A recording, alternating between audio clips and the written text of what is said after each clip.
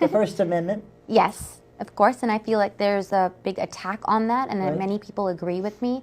As far as we talked about how the media has been, Right. you know, silences voices that question things, and you know, the liberal way is to say, I disagree with you, but Yeah. I, you know, defend your right Exactly. to say what you want. And right now we've had this new creature called hate speech, which the Supreme Court, the United States Supreme Court, has said that there is no such a thing. They've ruled that. But, I mean, how do you define that? Who gets to Right, judge right. what is hate speech and what is not? And Right. usually it just is something that you don't agree with or you don't like. And you can just say that's hate speech and shut people down. And I don't agree with that. I think the solution to speech that you don't like is more speech. You know, encourage more people to Learn, debate right. and talk. And so that's something that I'm Well, I very... always felt very bad with, like, in Middlebury College and other places where they just shut down the speaker because Yes. they're conservative or whatever their background is. They won't let them even talk. Yes. And for a college environment, that's what they're there for. Yeah. I hope that the kids are supposed to, young people are supposed to hear different views and then make up their own mind where they fall. But if you think about it, then if you're shutting down a certain point of view, you must be very scared of it. You must think that that's very powerful, and therefore no one can hear it, because if you hear it, you might agree. Right. Right? So there's something in that. Yeah, because I felt very bad for that one woman. I heard that she might be coming back, so good luck to her. Maybe Charles Murray. Yeah, maybe they've learned their lesson, that that's just not the way to go.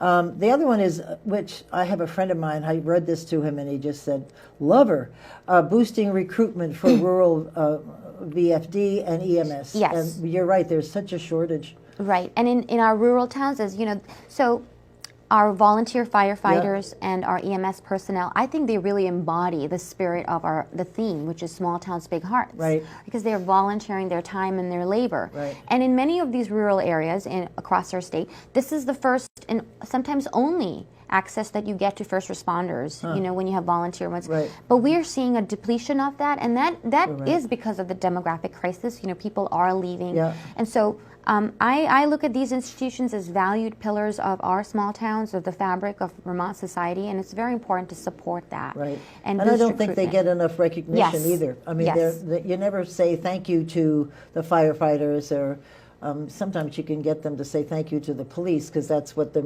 there's stuff in the media that encourages that. But EMS and fire are lifesavers. I think so. One of the things that I feel really passionate about is restoring the primacy of work in our culture. You know, the value of work. Right. And you know, when we talk about the opioid epidemic, and of course there's, you know, when you want to cure it, there's rehab and there's detox, but then people relapse, right? So how do you prevent that? I think this is a really good way of connecting young people and saying, here's a way that you can volunteer and be engaged in the community and give back and find meaning in your life. And that way, you know, it solves a recruitment crisis and also prevents the relapse. And it's sort of, you know, people say that it's sort of cliche that, you know, the more connected that we are, the more alienated, more isolated we are today. And this is a good way of bringing together who we are in our And towns. perhaps you can see that other people are perhaps worse off than you are, Yes. because they've lost their house. Yes. I mean, they have to start all over again. That's great. That's also missing gratitude. Yeah. I think gratitude is missing in our society, in our culture. Yeah. We live in the most prosperous nation. I'm lucky. I've lived in many parts of the world, and so I feel, and I tell myself I have the gift of perspective. You know, I always compare what we have. We live in the freest. It's not a cliche. We really live in the most freest, most prosperous nation. Yep. And yet the politics of envy that is designed to breed resentment, and I think that has been allowed to fester and cannibalize the left, and especially in Vermont when we have Bernie Sanders. I mean, the whole point is about hating on merit, hating on others, It's tearing them envy down. about what other people Yes. have. That is the perfect word for what's going on these days. I mentioned it at home many times. I just think people are envious of Yes. other, and they don't mind taking what you've worked for. What you worked I'm for. like, back off. Exactly. That's my money. But that's destructive. Yeah, That's very for sure, destructive. for sure. So this is sort of a way. I've been working since 1964, and take offense when people come and want my money. Yeah. Just work. That's a good thing. Yeah. So obviously the next one, I'm right with you, supporting law enforcement. You figured you're waiting for the fourth one for me. I know, because you're not, and I want to explain to you why Okay. I mean. That's why we put this down here. I wanted to hear, but let's do law enforcement first because I think that there's been a systemic attack from certain factions of our politics on our law enforcement, Right. and that is very unfortunate. In fact, I think that's despicable, frankly, because if you're going to put your life on the line to protect us, yeah, you deserve full credit and full support from the community. that's great. So I find that's something that Yeah. bothers My me. husband's a retired captain in the state police, and he's been retired for a while, but he sees the change.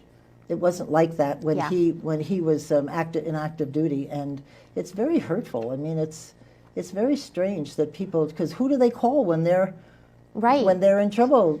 They call the police. It's part of a larger trend, Yeah. a pattern of undermining the most valuable institutions in our society that keep us safe and keep us united. Yeah. You know, it starts with the family. It starts with fathers, and you know, which you can say patriarchy if you want, but basically men, and men is now toxic masculinity, and it's any kind of authority figure, any kind of figure that holds society together, to whom we defer in terms of respect and authority. Just tearing that down. And That's what it's we've about. had like the chief of police of Burlington, of Montpelier on Yeah. the show, and he's talked about how the role of law enforcement has changed.